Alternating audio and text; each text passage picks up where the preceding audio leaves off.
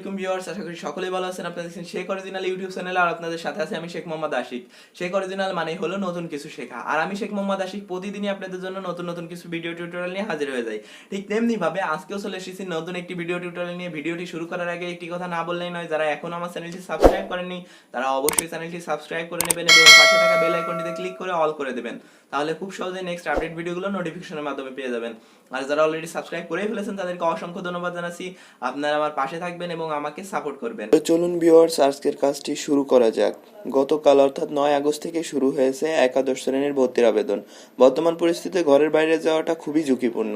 আপনারা যারা একাদশ শ্রেণীতে ভর্তির আবেদন করতে চাচ্ছেন তারা চাইলে ঘরে বসে আপনাদের মোবাইল থেকে আবেদন করতে পারবেন। এখন আমি আপনাদেরকে দেখাবো বিস্তারিত যে কিভাবে আপনারা ঘরে বসে একাদশ শ্রেণীর আবেদন করতে পারবেন। তো ভিউয়ার্স, প্রথমে আপনাদেরকে যে কাজটি করতে হবে সেটি হচ্ছে 150 টাকা আবেদন ফি বাবদ বোর্ডে পাঠাতে হবে। তো এটা পাঠাতে পারবেন আপনারা বিকাশ থেকে, শিওর ক্যাশ থেকে, তারপর রকেট থেকে পাঠাতে পারবেন, অথবা আপনাদের যদি টেলিটক প্রিপেইড নাম্বার থাকে সেখান থেকেও আপনারা পাঠাতে পারবেন। তো আমি এখন আপনাদেরকে বিকাশ থেকে দেখাচ্ছি। তো এখানে দেখতে পাচ্ছেন বিকাশ অ্যাপে আসার পর পে বিল একটা অপশন দেখতে পাবেন, এই পে বিলে ক্লিক করবেন। তারপর এখান থেকে শিক্ষা প্রতিষ্ঠান এখানে ক্লিক করবেন। তারপর এখানে নিচে দেখতে পাচ্ছেন এক্সআই ক্লাস অ্যাডমিশন, এখানে ক্লিক করবেন। এখানে ক্লিক করার পর আপনাদের সামনে এরকম একটা ইন্টারফেস চলে আসবে। তারপর এখান থেকে আপনারা বোর্ডের নামটা দিয়ে দেবেন, যে বোর্ড থেকে আর এসএসসি পাস করছে। তো এখান থেকে আপনারা আপনাদের বোর্ডটা দিয়ে দেবেন। তারপর এখানে পাশের বছর অর্থাৎ যে সালে পাস করছে, কেউ 18 সালেও করতে পারে, 19 সালেও করতে পারে, আর যারা নতুন এবার তারা 20 সাল। তো এখান থেকে পাশের বছরটা দিয়ে দেবেন। তারপর এখান থেকে আপনাদের রোল নাম্বারটা দিয়ে দেবেন, এসএসসির রোল নাম্বারটা।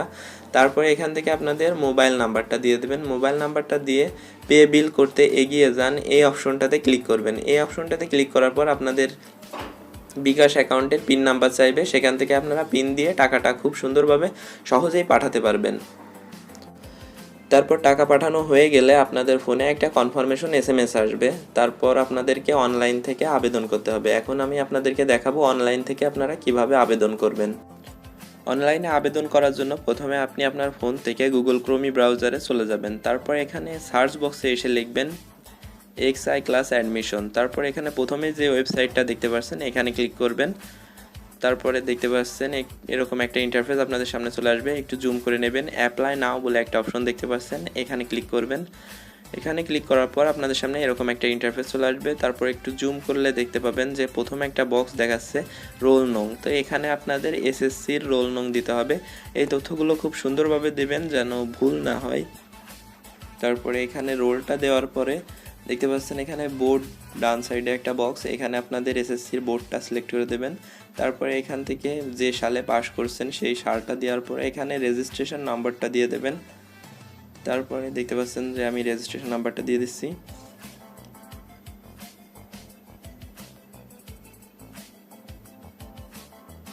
তারপর রেজিস্ট্রেশন নাম্বার দেওয়ার পর নিচে ভেরিফিকেশনটা দিয়ে দেবেন। দেখতে পাচ্ছেন বাম সাইডে কালো ভরাট কালো করে যে নাম্বারটা দেওয়া আছে ওই নাম্বারটাই শুধু এখানে তুলে দেবেন। তারপর নেক্সট অপশনটাতে ক্লিক করে দেবেন। তারপর এখানে নেক্সটে ক্লিক করার পর আপনাদের সামনে এরকম একটা ইন্টারফেস চলে আসবে। এখানে আপনারা আপনাদের ইনফরমেশনগুলো দেখতে পাবেন, যেমন আপনার নাম, আপনার বাবার নাম, আপনার মায়ের নাম, আপনার জিপিএ, এই ইনফরমেশনগুলো এখানে দেখাবে। তারপরে এখানে আরও 2টা বক্স দেখাবে নিচে, সেই 2টা বক্সে আপনাদের কন্ট্যাক্ট নাম্বারটা দিতে হবে, যে নাম্বারে পরবর্তীতে বিভিন্ন ইনফরমেশন দেওয়া। কিন্তু আপনারা এখানে সেই 2টা বক্স দেখতে পাচ্ছেন না, কারণ আমি দ্বিতীয়বারের মতো করছি, অর্থাৎ এই টিউটোরিয়ালটা তৈরি করার জন্য আমি পুনরায় লগ ইন করেছি, যে কারণে সেই 2টা বক্স এখানে দেখতে পাচ্ছেন না।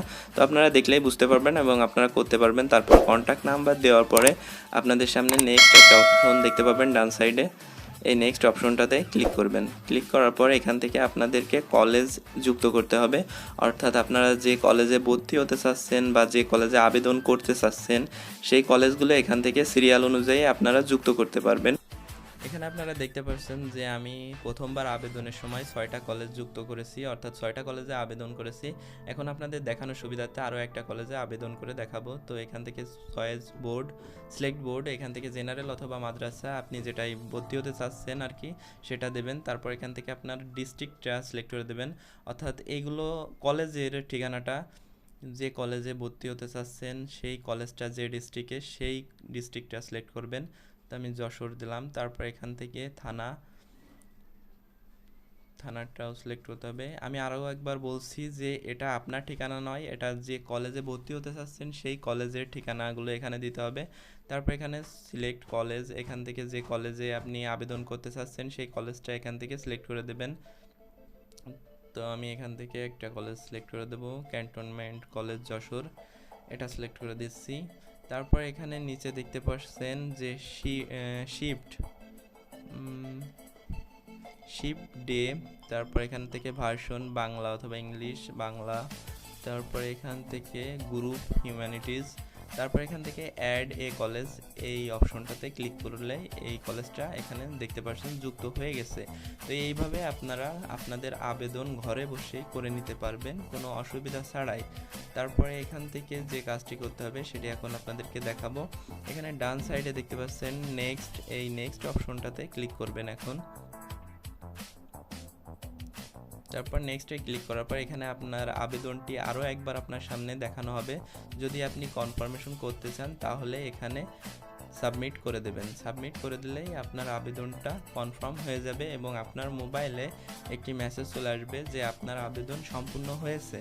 তো এই ছিল ভিউয়ার্স আজকের ভিডিওটি। আশা করি খুব সুন্দরভাবে বোঝাতে পেরেছি যে কিভাবে আপনারা কলেজের আবেদনগুলো করবেন। যদি এই ভিডিওটি ভালো লেগে থাকে তাহলে অবশ্যই ভিডিওতে একটি লাইক দিবেন এবং ভিডিওর নিচে মন্তব্য করে জানাবেন আপনার কী ধরনের সমস্যা হচ্ছে। আপনার যে কোনো ধরনের সমস্যার কথা কমেন্টের মাধ্যমে জানাতে পারেন, আমি সেই ধরনের সমস্যার সমাধান নিয়ে পরবর্তীতে ভিডিও টিউটোরিয়াল করে দেব। আর যদি এই ভিডিও সম্পর্কিত কোনো মতামত থাকে তাহলে সেটাও জানাবেন, আমি আপনাদের সমস্যার সমাধান করে দেব। আজকের মতো আমি শেখ মোহাম্মদ আশিক এখানে বিদায় নিচ্ছি। ভালো থাকবেন, সুস্থ থাকবেন, আল্লাহ হাফেজ।